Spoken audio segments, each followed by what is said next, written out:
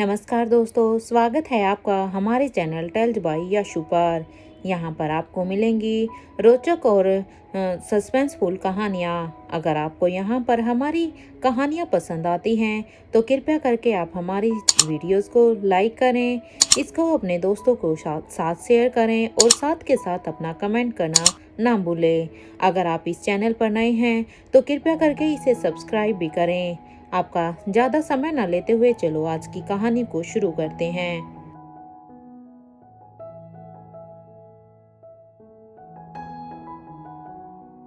पिछले एपिसोड में हमने सुना था कि यहाँ पर रोहित और अनिका दोनों ही अपने कमरे में थे। तब स्वाति मल्होत्रा और किंग की स्टैचू वो दोनों ही वहाँ पर आ जाती हैं। अब इससे पहले कि अनिका कुछ भी कहते तभी स्टैचू ने अपना एक वार कर दिया था, जिससे अनिका वहीं पर ही बेहोश हो जाती है। और अब वो दोनों जब अंदर जाते हैं तो अब रोहित स्वाति मल्होत्रा से पूछता है, माँ अनिका कहाँ पर है? तब स्वाति कहती है कि उसे जहाँ पर होना चाहिए वो यहाँ से जा चुकी है। अब बारी है तुम्हारी, क्योंकि अब तुम्हें भी यहाँ से चलना चाहिए। इसलिए रोहित भी अब वहां पर उसके साथ चलने के लिए तैयार हो जाता है। इधर अब तक यहाँ पर अगली सुबह धनंजय पीरामल अपने कमरे में ही अभी भी उन्हीं बातों को सोच रहा था कि रोहित के मन में उसके लिए कोई प्यार या लगाव नहीं है, क्योंकि जब वो यहाँ पर आए तो रोहित ने उसे एक बार ये भी नहीं बोला कि पापा आप हमारे साथ पैलेस में चलिए। इधर राजमहल में अपने रूम में अपनी बालकनी में खड़े हुए धनंजय पीरामल अभी भी रोहित के बारे में ही सोच रहे थे। वो जितना अपने मन को शांत करने की सोच रहे थे, उसे रोहित के वो बात बार बार उसके जहन में घूम रही थी कि आखिर रोहित ने उसे क्यों नहीं रोका। तभी उसके कानों में अब दरवाजे के नोक होने की आवाज आती है। जैसे ही अब उसके कानों में वो आवाज़ आई तब वो अपने सेंस से बाहर आया, वो अपनी सोच से बाहर आया। और अब वो जैसे ही अब वो दरवाजे को खोलता है तो वहाँ पर सामने आलिशा और बड़ी रानी खड़ी थी। आलिशा अब उनसे कहती है, मामा जी मॉर्निंग एक्सरसाइज के लिए चलें क्या? कुछ ही देर में लतिका भी हमें वहीं पर ही ज्वाइन करेगी, क्योंकि आज मैं खुद पहले से ही तैयार हो गई। आलिशा की ये बात सुनकर अब धनंजय पीरामल कहते हैं कि तुम दोनों नीचे गार्डन में जाओ, तब तक तुम चलो, मैं बस फ्रेश होकर वहीं पर ही आता हूँ, क्योंकि आज मुझे उठने में थोड़ा सा लेट हो गया। ये सुनते ही अब आलिशा और बड़ी रानी धनंजय के कहे अनुसार अब हाँ में सिर हिलाती हैं और अब वो नीचे जाने लगती हैं। तो वहीं धनंजय पीरामल अब उनके जाने के बाद अब वो कमरे का दरवाजा बंद करता है और अब वो बाथरूम में फ्रेश होने के लिए चले जाते हैं। वहीं दूसरी तरफ बूढ़े किंग के पैलेस में अपने रूम में सो रही अनिका की जब आँख खुली तो वो सामने देखने लगती है, क्योंकि स्टैचू अब यहाँ पर अनिका को बूढ़े किंग के पैलेस में ले आई थी और उसे यहाँ पर अनिका के कमरे में ही उसके बेड पर लेटाया गया था। जैसे ही उसकी आँख खुली तो अब उसने सामने देखा कि देखते ही अब उसे याद आता है कि जब उस कास्टल में जब अनिका ने अपने रूम का दरवाजा खोला था तो उसकी माँ और स्टैचू सामने ही खड़े हुए थे। अब अनिका उन्हीं बातों को सोचती है। अब अनिका जल्दी से अपने बेड से उठकर अब जल्दी से कबर्ड से अपने कपड़ों को निकालकर अब वो सीधा ही शावर लेने के लिए चली जाती है, क्योंकि अब अनिका समझ जाती है कि वो कहाँ पर है। इस जगह को तो वो अब अच्छी तरह से जानती थी, क्योंकि अनिका पहले भी यहाँ पर आ चुकी है। कुछ देर के बाद जब वो शावर लेने के बाद रेडी होने लगती है तभी अब उसका रूम नॉक होने लगता है। उसके रूम को नॉक होने की आवाज़ आती है। जैसे ही अनिका अब दरवाज़ा खोलती है तो उसके सामने वही स्टैचू खड़ी थी जो अनिका को यहाँ पर लेकर आई थी। वो स्टैचू अब अनिका को देखकर अब अनिका को गुड मॉर्निंग विश करती है और अब उसे साथ में ही कहती है, मैडम किंग चाहते हैं कि आप जल्दी से अपनी फाइटिंग आउटफिट पहनकर नीचे आ जाइए, किंग का आदेश है। उस स्टैचू की ये बात सुनकर अब अनिका कहती है, ठीक है मैं बस अभी आती हूँ। और अब वो जल्दी से अब अपनी फाइटिंग आउटफिट को पहनने के लिए फिर से अंदर की तरफ चली जाती है। जैसे ही अब अनिका अब अंदर की तरफ जाती है तो अपने कपड़ों को पूरी तरह से अब वो फाइटिंग आउटफिट में तैयार होने के बाद अब अनिका नीचे की तरफ आती है। जैसे ही अनिका अब ग्राउंड फ्लोर पर पहुंचती है तो हर बार की तरह इस बार भी किंग फर्स्ट फ्लोर पर ही खड़े होकर उन सब की ही फाइट को देख रहे थे, उन्हें ऑब्जर्व कर रहे थे। किंग अब अनिका से कहते हैं, शुरू करो तुम भी अपनी फाइट। यहाँ पर कुछ ही देर में अब अनिका की फाइटिंग प्रैक्टिस शुरू हो जाती है, क्योंकि किंग के आदेश के अनुसार अब यहाँ पर अनिका की बारी थी प्रैक्टिस करने की।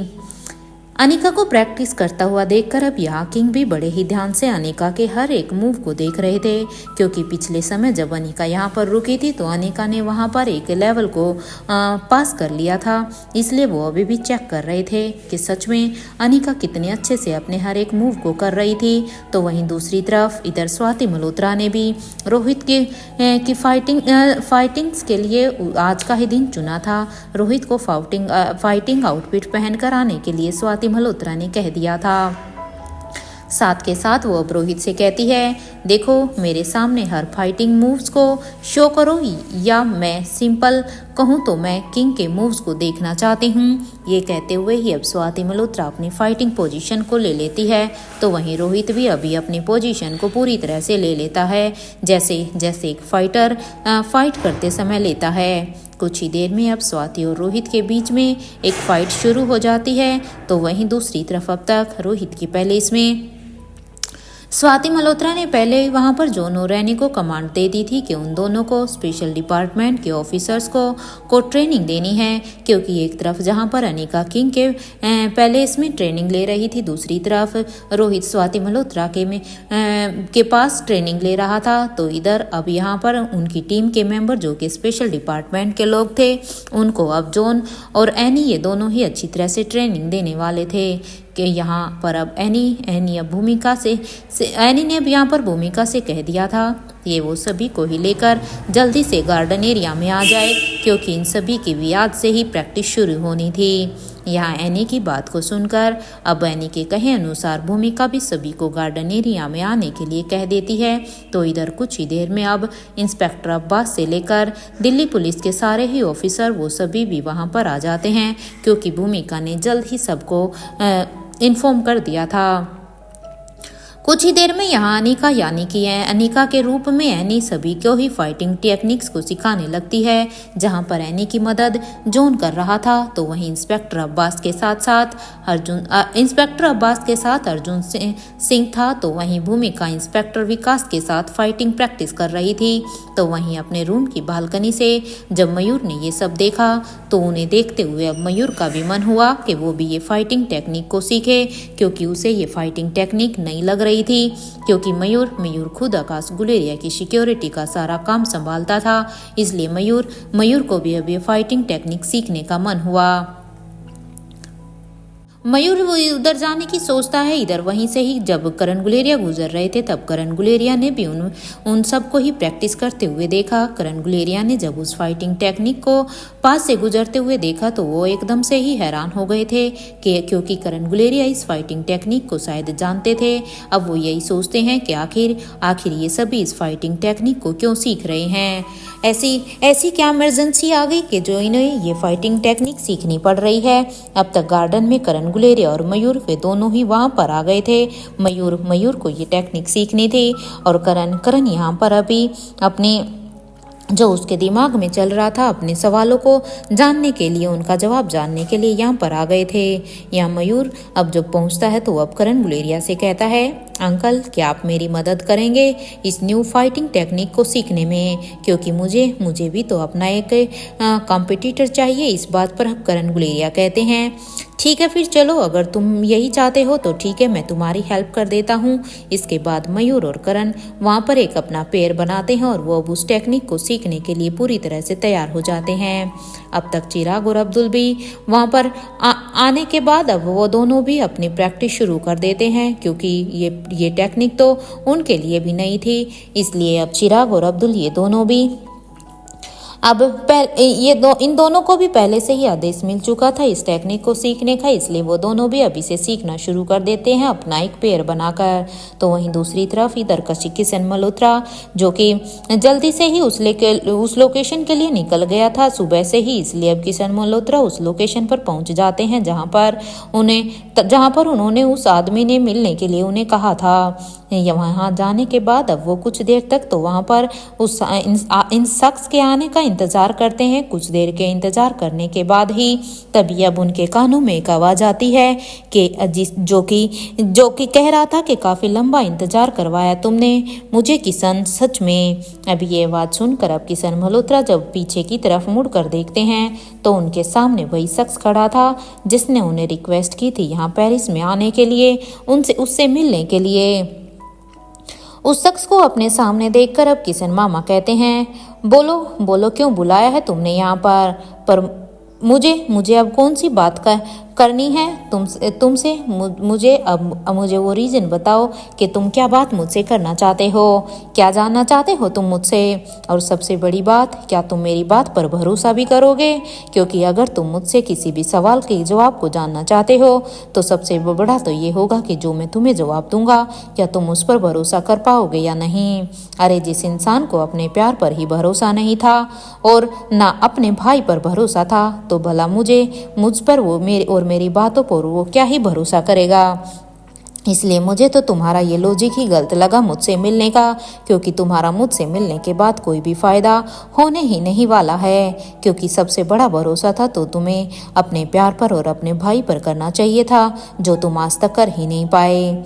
क्या मिस्टर राजीव गुलेरिया, कुछ गलत तो नहीं कहा ना मैंने? क्योंकि जो सच में हुआ है मैंने बस वो सही सवाल किए हैं। हाँ, ये हो सकता है कि मैंने कुछ जख्मों को कुरेद दिया होगा, मैंने अपनी ज़रूरत से ज़्यादा तुम्हें कुछ कह दिया होगा, लेकिन विश्वास करना मेरी इंटेंशन तुम्हें हर्ट करने की नहीं थी, बल्कि तुम्हें सच का वो आईना दिखाने की थी जो शायद तुम्हें सालों पहले देखना चाहिए था। किशन मामा की ये टोंट भरी बात पर अब राजीव गुलेरिया कहता है, मुझे ज़्यादा कुछ नहीं जानना, बस मुझे तुम ये बताओ कि मुझसे रिश्ता ख़त्म करने के बाद अंजलि की ज़िंदगी में क्या क्या हुआ। क्योंकि मुझे बस अंजलि के पास्ट के बारे में जानना है कि आखिर उसके बाद उसके साथ क्या क्या हुआ था, उसकी डिलीवरी के बारे में, उसके बच्चों के बारे में। राजीव गुलेरिया की इस बात पर अब किशन मल्होत्रा कहते हैं, तुम क्या जानना चाहते हो राजीव, और अगर तुम पता भी कर लोगे तो अब क्या, और सबसे बड़ी बात तो इतने सालों के बाद तुम्हें ये सब जानना क्यों है? क्योंकि अगर तुम्हें जानना ही था तो उस समय जानने की कोशिश करते जिस समय अंजलि ये सब कुछ बर्दाश्त कर रही थी। अंजलि की लाइफ में कितने उतार चढ़ाव आए थे तो शायद तुम्हें उस समय ये सब जानना चाहिए था, लेकिन अब जब अंजलि उस फेज से निकल चुकी है तो अब ये जानने का कोई फायदा भी नहीं है। क्योंकि जब तुम्हें जानना चाहिए था तब तो तुम्हें 1% भी कोशिश नहीं की थी कुछ भी जानने की, तो अब क्यों राजीव? अब ये सब करने से क्या फायदा होगा? राजीव तुम ही बताओ, क्या जानना चाहते हो तुम? अगर सच सुनने का तुम्हें अब भी शौक है तो वही सही, ठीक है, तुम मुझे अपने सवाल बताओ और फिर जो सच है वो तुम सुनो।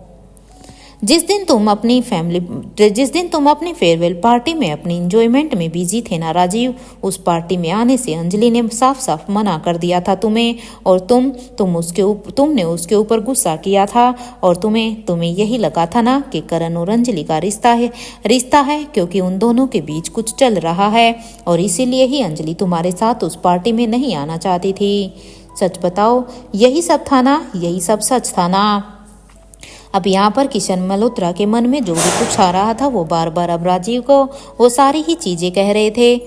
किशन मल्होत्रा अब उस पार्टी की बात कर रहे थे जब राजीव की पढ़ाई पूरी हो गई थी और वो सभी अपनी पार्टी को एंजॉय करने में लगे हुए थे। उस रात राजीव को अंजलि का मना करना बहुत ही बुरा लगा था, क्योंकि राजीव ने बड़े ही चाव से अंजलि को अपनी पार्टी में आने के लिए इनविटेशन दिया था, लेकिन अंजलि ने उसे मना कर दिया था, जिसके बाद राजीव को गुस्सा भी आया था कि अंजलि उसकी पार्टी में नहीं आ रही है। अंजलि ने जब राजीव की इस पार्टी में आने से मना कर दिया था तो तब राजीव इसकी वजह बस करण को ही मान रहा था कि करण की वजह से ही शायद अंजलि उसकी पार्टी में नहीं आ रही है। शायद अंजलि का अब उससे मन भर गया है, क्योंकि अब करण और अंजलि के बीच में शायद कुछ चल रहा है। इसलिए उसने दमयंती के साथ मिलकर ही करण की ड्रिंक में वो ड्रग मिला दिया था ताकि इन दोनों के बीच में ऐसा कुछ भी ना हो। और फिर उसने वेटर से कह दिया था कि इस ड्रिंक को करण को दे दो। नहीं तो एक समय था जब करण गुलेरिया और राजीव गुलेरिया दोनों ही बहुत ही अच्छे भाई थे। उनकी इस बात के बारे में उनके पूरे कॉलेज में चर्चा रहती थी कि दोनों ही भाई कितने प्यार से रहते हैं। लेकिन सिर्फ एक अंजलि के इस भरम की वजह से ही राजीव ने ऐसा कर दिया था। वहीं करण गुलेरिया अपने ही सोच में थे, क्योंकि वो काफी वक्त से ट्राई कर रहे थे, लेकिन स्वाति ने उनकी बात ही नहीं हो पा रही थी। क्यों फिर वो यही सोचते हैं कि वो धनंजय से बात करते हैं और उससे पूछेंगे कि क्या वो स्वाति से मिला है। हालांकि करण को स्वाति के लिए बहुत ही चिंता हो रही थी, लेकिन उसको ये चिंता थोड़ी सी कम इसलिए थी क्योंकि वहां पर उसका दोस्त वहीं पर ही था। यहाँ करण अभी यही सोच ही रहा था कि तभी अचानक से उसका फोन बजने लगता है। जब करण ने अपना फोन देखा तो इस पर किसी और का नहीं बल्कि उस समय किशन का ही फोन आ रहा था। किशन के फोन को देखकर अब करण जल्दी से अपने फोन को उठा लेता है और अपने फोन को उठाकर अब वो हेलो कहता है कि तभी उसे सामने से अब एक वेटर ड्रिंक लेकर आ गया था। करण ने उस ड्रिंक को अपने हाथ में उठाकर उसे पीने ही वाले थे कि तभी किशन ने करण से कहा, मिस्टर गुलेरिया, मुझे अंजलि की टेंशन हो रही है। मैं काफी वक्त से उसका फोन ट्राई कर रहा हूँ, लेकिन वो फोन उठा नहीं रही है। अब ये किशन की ये बात सुनते ही करण गुलेरिया ने अब जो उस ड्रिंक को उसने उस पार्टी में उसे अपने हाथ में लिया हुआ था, उसको अब उसकी टेंशन में ड्रिंक को साइड में रखा और अब वो किशन से कहने लगे, तुम इसके बारे में टेंशन मत लो, मैं देखता हूँ आखिर क्या हुआ है। ये कहते हुए ही अब करण जल्दी से उस पार्टी से बाहर निकल कर आ जाते हैं और अब वो अपनी गाड़ी में बैठकर सीधा ही रायचंद हाउस की तरफ जाने लगते हैं। क्योंकि करण को भी अंजलि की बहुत ही चिंता थी, इसलिए वो अंजलि को देखने के लिए उधर जाते हैं। वो साथ ही साथ अपने फोन से अब यहाँ पर करण गुलेरिया भी अपने फोन से अंजलि को बार बार कॉल कर रहे थे, लेकिन अंजलि थी कि उसका फोन उठा ही नहीं रही थी। एक तरफ किशन भी अंजलि के लिए उस समय बहुत ही परेशान था और इधर से करण भी।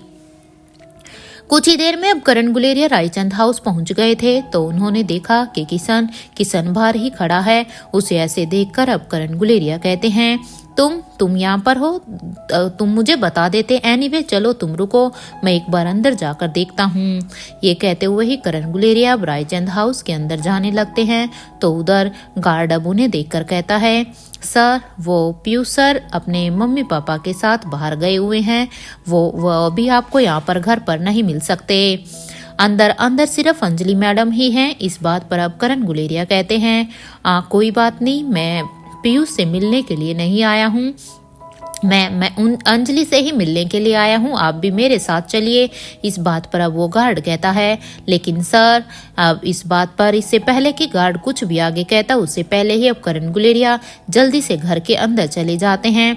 और वो गार्ड क्योंकि उन्हें अच्छी तरह से जानता था इसलिए वो अब कुछ कह भी नहीं पा रहा था, तो वो सारे ही सर्वेंट को अब साथ में कहते हैं कि अंजलि कहाँ पर है, उसे ढूंढो, क्योंकि जरूर कुछ ना कुछ गड़बड़ हुई है। ये कहते हुए ही अब करण गुलेरिया जल्दी से अंजलि के रूम की तरफ भागने लगते हैं और वो बार बार अब वहां पर उसके कमरे के बाहर जाकर अब वो साथ के साथ उसे आवाज भी दे रहे थे। करण गुलेरिया उसके दरवाजे को बार बार पीट रहे थे उसे खोलने के लिए, लेकिन उसे और साथ के साथ उसे आवाज भी दे रहे थे, लेकिन अंदर से कोई भी जवाब नहीं मिल रहा था, क्योंकि अंदर से कोई रिस्पॉन्स ही नहीं आ रहा था। अंदर से जवाब न मिलने पर वो अब उस दरवाजे को तोड़ने लगते हैं, क्योंकि अब करण के पास बस एक यही ऑप्शन था, क्योंकि करण बहुत ही डर गए थे कि आखिर पता नहीं अंजलि ने कहीं कुछ कर तो नहीं लिया होगा। कुछ ही देर में अब जब दरवाजा खुला तो सामने अंजलि बेहोश पड़ी हुई थी। उसे ऐसे देखकर अब करण गुलेरिया के साथ सारे ही सर्वेंट भी एकदम से ही हैरान हो गए थे कि आखिर ये सब क्या हुआ। करण गुलेरिया अब जल्दी से अंजलि को अपने हाथों में उठाकर अब उसे जल्दी से रायचंद हाउस से बाहर की तरफ लेकर जाने लगता है। जल्दी से अब वो अंजलि को अपनी गाड़ी में लिटा देता है, क्योंकि उसे भी नहीं पता था कि आखिर हुआ क्या है, लेकिन कुछ भी हुआ हो वो बस जल्द से जल्द अंजलि को हॉस्पिटल पहुंचाना चाहते थे। और अब वो खुद ही ड्राइविंग सीट पर यहाँ पर बैठ जाता है और उसके बगल में अब किशन भी अब वहाँ पर गाड़ी में पैसेंजर सीट पर बैठकर अब करण गुलेरिया से कहते हैं क्या हुआ है उसे। किशन की इस बात को सुनकर अब यहाँ पर करण गुलेरिया हड़बड़ाते हुए कहते हैं, मुझे भी कुछ नहीं पता कि आखिर अंजलि को क्या हुआ है, क्योंकि वो सब तो हमें हॉस्पिटल में जाने के बाद ही पता चलेगा। इस बात पर अब करण गुलेरिया इतना कह देते हैं। अब करण गुलेरिया की ये बात सुनकर अब यहाँ पर किशन भी अब एक बार पीछे गाड़ी में सीट पर लेटी हुई अंजलि मल्होत्रा को देखता है, कभी करण को और कभी आगे की तरफ देखता है। इधर अब तक वो तो यहाँ पर वहाँ अब तो करण गुलेरिया की गाड़ी हॉस्पिटल पहुँच जाती है, इसलिए वो दोनों ही अब अंजलि को लेकर हॉस्पिटल के अंदर जाते हैं और वो अब वहाँ पर जल्दी से अंजलि को हॉस्पिटल में एडमिट करवा देते हैं। वहाँ एक तरफ अंजलि का चेकअप हो रहा था तो वहीं बाहर करण गुलेरिया और किशन मल्होत्रा को अंजलि की बहुत ही टेंशन हो रही थी कि आखिर अंजलि को ऐसा क्या हुआ जो ये ऐसे अपने कमरे में बेहोश पड़ी हुई थी। करण ये तो जानता था कि अंजलि और राजीव के बीच में चीजें ठीक नहीं है, क्योंकि उन दोनों के बीच में अब हर दिन लड़ाइयाँ ही चल रही थी। यहाँ अब पूरी की पूरी रात बीत गई थी। अंदर जैसे ही अंजलि को अब होश आया तो अब वो जल्दी से उस वार्ड से बाहर आकर अब करण और किशन से कहती है, राजीव कहाँ है? मुझे बस राजीव से ही बात करनी है। अब अंजलि को ऐसे हड़बड़ाता हुआ देखकर अब वो दोनों एकदम से ही टेंशन में आ जाते हैं। अब उसे ऐसे देखकर अब करण और किशन दोनों ही पहले अब एक दूसरे को देखते हैं और फिर उसके बाद अब वो अंजलि को देखते हैं और अब उसे देखते हुए वो पूछते हैं, तुम ठीक तो हो ना अंजलि? और डॉक्टर ने क्या कहा? इस बात पर अब अंजलि कहती है, मैं आप दोनों को बाद में बताऊंगी कि क्या हुआ है और क्या नहीं। पहले मुझे प्लीज राजीव के पास ले चलो, क्योंकि मुझे अभी राजीव से बात करनी है। ये सुनते ही अब करण गुलेरिया अंजलि को जल्दी से उस होटल की तरफ लेकर जाने लगता है जहां पर वो पार्टी हुई थी। किशन मल्होत्रा अब अपने ख्यालों से बाहर आ जाते हैं, क्योंकि अब किशन मल्होत्रा ये सब अपने उन्हीं ख्यालों में सोच रहे थे कि पीछे पास्ट में क्या हुआ था। इधर अब वो अपने ख्यालों में से बाहर आने के बाद अब किशन राजीव से फिर से कहते हैं, क्या किया था तुमने राजीव जब वो तुमसे मिलने के लिए उस होटल में गई थी? अरे उसकी तो इतनी हालत खराब थी, उसके बाद भी वो बस सबसे पहले तुमसे मिलना चाहती थी हैं? ना तो उसके चेहरे पर कोई खुशी थी ना और कुछ, लेकिन जब वो वापस आई तो उसकी आंखों से आंसू थे। वो करण को गले लगाकर बस रो ही रही थी। आखिर क्या हुआ था? और बहुत सारा रोने के बाद उसने फिर हमसे कुछ भी नहीं कहा था, क्योंकि पहले तो उसने हमसे कहा था कि वो हमें सब कुछ बता देगी, लेकिन उसके बाद तो उसने कुछ बताना भी सही नहीं समझा। वो बस उसने टैक्सी ली और वो अपने घर के लिए चली गई। अरे कितनी कोशिश की थी मैंने और करण ने उससे पूछने की कि आखिर हुआ क्या है, लेकिन उसने हमें कुछ भी नहीं बताया। किशन मल्होत्रा की ये बात सुनकर अब राजीव को भी अब उस दिन की याद आ गई थी। अब वो भी समझ गया था कि अंजलि उससे क्या कहना चाहती थी। उस दिन अब वो भी अपने उन्हीं ख्यालों में चला जाता है, फ्लैशबैक, क्योंकि उस दिन दमयंती के साथ रात बिताने के बाद जब राजीव अपने होश में आया था तो उसे एहसास हुआ कि कोई उसके रूम का दरवाजा नॉक कर रहा है और वो भी अब जोर जोर से। इसलिए एक तो वैसे ही राजीव का सिर घूम रहा था क्योंकि उसने वो ड्रग लिया था, लेकिन जैसे तैसे करके अब राजीव अपने बेड से उठकर अब दरवाजे के पास जाकर अब जैसे ही राजीव ने दरवाजे को खोला तो वहां पर सामने अंजलि खड़ी हुई थी। अंजलि को वहां पर देखकर अब राजीव को भी हैरानी हुई थी, लेकिन अंजलि ने जब राजीव को देखते ही अब जोर का हक करते हुए कहा कि अब प्लीज लड़ाई मत करना, मुझे तुम्हें कुछ बताना है। इससे पहले कि अब अंजलि अपनी बात को आगे कहती कि तभी उसकी नजर अब सामने बेड पर लेटी हुई दमयंती पर जाती है। क्योंकि अंजलि यहाँ पर अपनी बात को पूरा भी नहीं कह पाई थी, उससे पहले ही उसने दमयंती को राजीव के बेड पर देख लिया था। इसलिए जल्दी से ही दमयंती को वहां पर उसके साथ देखकर अब वो जल्दी से एकदम से राजीव से अलग हो जाती है। वो राजीव से एकदम दूर खड़ी हो जाती है और अंजलि अब दूर होकर जब पूरे ही रूम को देखती है तो उसका तो मानो एकदम से दिल ही टूट जाता है और अब वो बस सवालिया नजरों से बस राजीव को ही देख रही थी, क्योंकि उस कमरे को देखकर वो यहाँ पर सब समझ गई थी कि आखिर यहाँ पर इस कमरे में क्या हुआ है। यहाँ राजीव भी अब अपनी नजरें झुकाए हुए बस अंजलि के ही सामने खड़ा था, क्योंकि राजीव अब यहाँ पर न तो अंजलि के से कुछ भी बात कर रहा था, ना अंजलि जो उसे बताना चाहती थी उसके बारे में पूछ रहा था। राजीव वहां पर ऐसे खड़ा था जैसे किसी ने उसका गिल्ट पकड़ लिया हो। कुछ देर की कोशिश के बाद अब अंजलि राजीव से कहती है, आई एम सॉरी राजीव, लगता है मैं गलत रूम में आ गई हूँ, इवन मैं तो गलत समय पर आ गई हूँ। ये कहते हुए ही अंजलि अब ये राजीव को कुछ भी नहीं बताती जो वो बताने के लिए यहाँ पर आई थी, और वो जल्दी से अब उस रूम से जाने लगती है कि तभी राजीव अब उसका हाथ पकड़कर अब उसे रोकते हुए कहता है, एक बार अंजलि, बस एक बार मेरी बात तो सुनो। अरे मुझे मेरी बात सुनने कहने का तो मौका दो प्लीज। अगर तुम मेरी बात एक बार सुनोगी तो तुम जो सोच रही हो वैसा कुछ भी नहीं है। अब ये सुनते ही अब अंजलि अपना हाथ एकदम से राजीव के हाथ से झटक देती है। वो अपने हाथ को राजीव के हाथ से छुड़ाती है और वो उस रूम से अब जल्दी से बाहर निकल कर जाने लगती है, क्योंकि इससे ज्यादा वो राजीव से कोई भी बात नहीं करती, इवन एक शब्द भी नहीं कहती, क्योंकि वो नहीं चाहती थी कि राजीव उसकी आंखों के आंसू को देखे। वो अब राजीव के सामने बिल्कुल भी कमजोर नहीं होना चाहती थी। यहाँ राजीव बस उसे आवाज ही लगाता रह गया था, लेकिन अंजलि यहाँ पर रुकी नहीं। वो बस तभी के तभी उल्टे पैर वहां कमरे से वापस निकल गई थी। अपने इन्हीं ख्यालों से बाहर आते हुए अब राजीव अब किशन मल्होत्रा को ही देख रहा था। फ्लैशबैक एंड किशन अब मल्होत्रा अपनी बात को आगे बढ़ाते हुए कहते हैं, उसके बाद करण ने अंजलि को कई बार तुमसे बात करने के लिए सब कुछ शॉर्ट आउट करने के लिए कहा था, लेकिन अंजलि तो कुछ भी सुनने के लिए तैयार ही नहीं थी। क्योंकि याद है तुम्हें उस पार्टी से वहां पर उस होटल से आने के बाद जब अंजलि से हमने बात करने की कोशिश की, कितने ही बार हमने उसे फ़ोन किए, कितने ही बार उससे मिलने के लिए हमने प्लान बनाया, लेकिन वो उसके बाद ना तो हमसे बात करना चाहती थी, ना ही वो किसी से भी मिलना चाहती थी, क्योंकि उसे देखकर ऐसा लग रहा था जैसे वो किसी डिप्रेशन में चली गई हो। अरे 2 महीने तक कॉलेज आने के बाद उसने कॉलेज आना भी अचानक से ही बंद कर दिया था, और उसकी फैमिली ने तो उसे 6 महीने तक रायचंद हाउस में ही बंद कर रखा हुआ था। तो क्या पूछना चाहते हो तुम?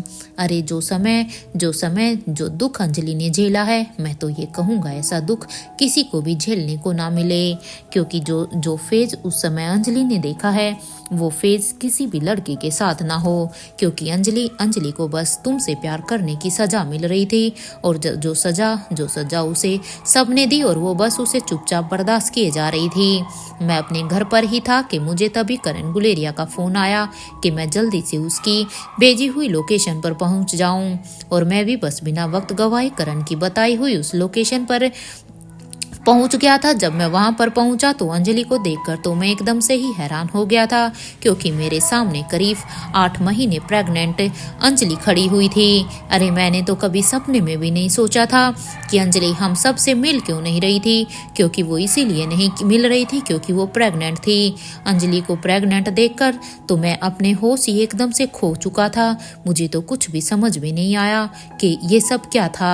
और जब मैंने अंजलि को 8 महीने की प्रेग्नेंट देखा था तो उसके पीछे राजीव गुंडे खड़े थे, जहां पर करण उन गुंडों से लड़ते हुए ही उसने मुझे अंजलि को हॉस्पिटल लेकर जाने के लिए कहा था, क्योंकि उस समय अगर करण मुझे नहीं बुलाता तो पता नहीं क्या हो जाता, लेकिन एक करण ही था जिसने अंजलि को उस समय उन गुंडों से बचाया। अब यहाँ पर किशन मल्होत्रा हर एक बात को राजीव को बताता है, और राजीव भी अभी बड़े ध्यान से अब यहाँ पर किशन की बातों को सुन रहा था, और साथ के साथ अब वो ये जूम कर रहा था कि सच में उस समय अंजलि कितने ही दुख में थी। अब अपनी बात को आगे बढ़ाते हुए किशन अब फिर से कहता है कि क्योंकि उस वक्त उसकी हालत कुछ ठीक नहीं थी, इसलिए मैं भी बस उसे जल्दी ही हॉस्पिटल लेकर चला गया था। मैं जल्दी से अंजलि को अब अपनी गाड़ी में लेकर उसे लाइफ केयर हॉस्पिटल की ही तरफ गया था, और वहाँ करण गुलेरिया उन गुंडों से ही फाइट करने में बिजी थे, क्योंकि उस समय करण हमारे साथ नहीं आए थे। उस वक्त अंजलि की हालत सच में बहुत ही क्रिटिकल थी। डॉक्टर ने तो माँ और बच्चे में से किसी एक को बचाने का ऑप्शन दिया था। अंजलि की उस समय खुद की जिंदगी मौत के दरवाजे पर खड़ी थी। उसके बाद भी उसने अपनी जान को न चुनकर उसने अपने बच्चे की जिंदगी चुनी थी। क्योंकि अंजलि ने साफ साफ डॉक्टर को बोल दिया था कि उसे उसका बच्चा चाहिए है, भले ही वो उसे कुछ भी क्यों ना हो जाए। और उसने मुझे भी यही रिक्वेस्ट की थी कि अगर उसे कुछ भी हो जाए तो मैं उसके बच्चे को तुम तक पहुंचा दूं, क्योंकि अंजलि की उस समय यही ख्वाहिश थी। अरे पूरे 18 घंटे राजीव कम नहीं होते हैं। अंजलि का ऑपरेशन उस समय 18 घंटे तक चला था, क्योंकि उसकी हालत इतनी क्रिटिकल थी कि उस समय कुछ भी हो सकता था। तुम वहां पर नहीं थे, वहां पर मैं और करण ही थे, क्योंकि बाद में करण भी वहां पर आ गया था। लेकिन अगर उस समय तुम भी उसकी हालत देखते तो शायद तुम्हें भी उसके ऊपर खुद ब खुद ही तरस आ जाता कि सच में अंजलि ने कितना दुख सहा था। करण बस कुछ वक्त के लिए ही डॉक्टर से मिलने के लिए उस समय गया था, और मुझे उस समय एक फोन आ गया था। हालांकि उसकी डिलीवरी हो चुकी थी, बस उसी वक्त अंजलि के बेटे को कोई लेकर वहां से चला गया था। ये हम दोनों से ये गलती हो गई थी कि हम दोनों उस समय अंजलि का ध्यान नहीं रख पाए। इसके बाद क्या हुआ था ये तो तुम भी अच्छी तरह से जानते ही हो, क्योंकि अब इसके बाद तो मुझे तुम्हें कुछ भी बताने की जरूरत नहीं है।